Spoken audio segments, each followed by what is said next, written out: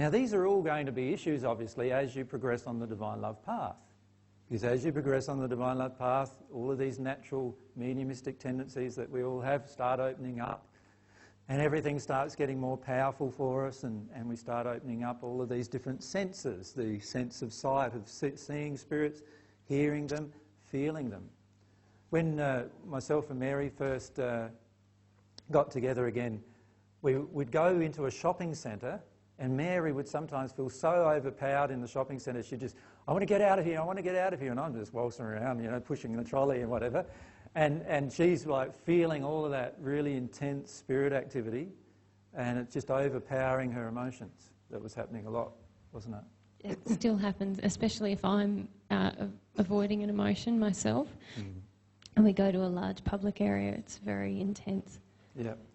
And so many of you in the past would have gone, oh, this is frightening me, this is frightening me. And what you do then is avoid those situations, don't you?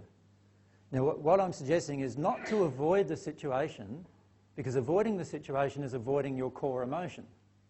What I'm suggesting instead is to actually feel the core emotion that these events trigger inside of you. Allow yourself to feel the emotion that's going on. So what emotion do you feel when you walk into it and there's a creepy vibe? What kind of creepiness is it? Is it like a sexual sleazy creepy? Is it like an anger, rage creepy? Is it like a murderous creepy? Like what kind of feeling are you feeling? And allow yourself to feel it, because there's something inside of you that's resonating with that.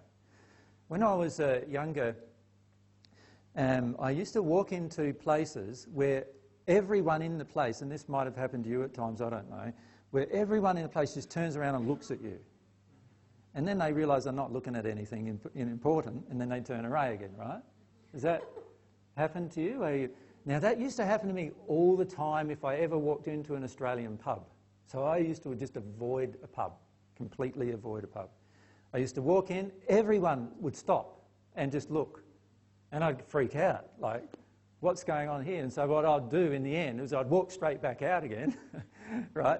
And if I wanted to, back then I used to drink some alcohol, so I'd go to the bottle-o instead, right, and pick up through a drive-through.